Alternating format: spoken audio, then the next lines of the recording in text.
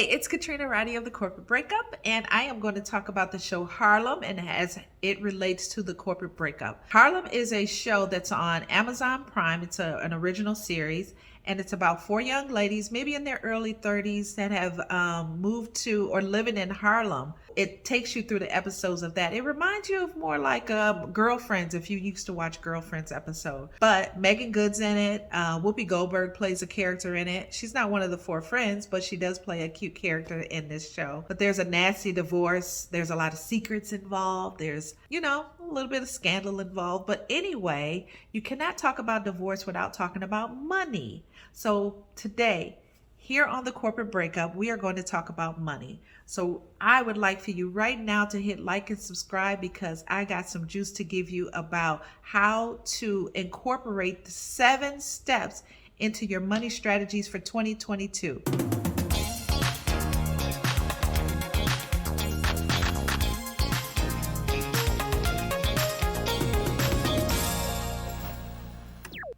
Number 1 is automate things, especially the savings. If you have any type of income coming in and you'd like to save a portion of that, $5, $10, $25, $100, I don't know what that amount is. You do. If you want to save that, automate it. Have it come out automatically. If you're like me, if you don't see it in the checking, it's already gone. If you see it there, you may start having reservations about it and you may want to spend it. Give yourself a break.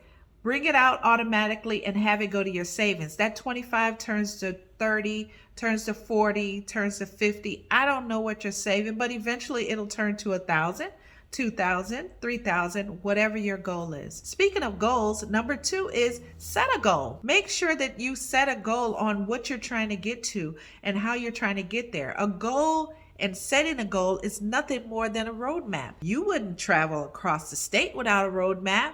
So why would you travel to a different financial situation without a roadmap? Set yourself up with a goal and try to reach that goal. If you want later to go through my goal setting steps, I will definitely do that. But for now, make sure number 2 is you are setting a goal. Number 3, I don't like to use the word budget. So we're going to go with, it's a cash flow analysis. Create a cash flow analysis spreadsheet. That's money flowing in, and that's money flowing out. I had a client once when I was a financial advisor say he want to buy a $400 pair of shoes every month. That's his business. If I had him on a budget, I'd say no. It's very restrictive.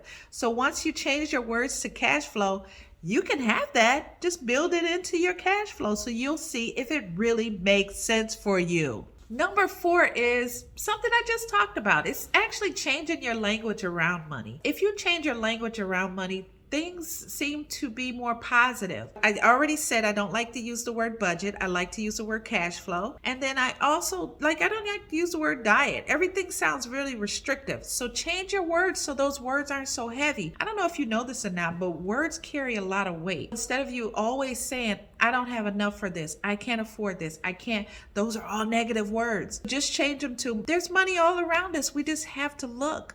We have to go and we have to look for those things. Just change your words a little bit and make it more positive. Even if you don't have anything, you can say, until I get that. Until I get that. Just change your words and change your attitude around money and see how things will change for you. Number 5, let me ask you this. Does anyone out there, and make a note in a comment, does anyone out there know their relationship with money? Know how they react and why they react a certain way with money? Well, it all stems from within. It's in your DNA to act like that because you've been trained to do that by a spouse, a parent, a sibling, just your environment continues to train you on how to deal with money. Everyone has a relationship with money that you may or may not be aware of. If you are aware of it, like myself, I came from humble beginnings. My parents came from humble beginnings. Their parents came from humble beginnings. Do you see where I'm going with this? I've recognized that, and then I adjust my money or adjust myself appropriately because I know that I could be a heavy spender or I could be a heavy saver. So it's either or. You're either a heavy spender or a heavy saver. There's no more in between, but you have to create a new space for yourself, and that comes with understanding your relationship with money. Number 6 is diversify your income. There's Uber Eats, there's Lyft, there's Instacart, there's Corner Shop, there are research labs. There are all kinds of ways to get extra money. If you're an entrepreneur and you're just starting out, I'm going to teach you a lesson. You're going to have to humble yourself. You have to figure out a way to build capital. At one point, I did Instacart and loved it because I have strategy. I made like $3,000 a month shopping 3 times a day, just 3 times a day. That's what I was able to do. I did it all summer. I showed my son how to do it, and we're in a gig economy. Because of that, you can learn different gigs and get money through different gigs. If you don't believe me, go over to my girl Launch to Wealth channel.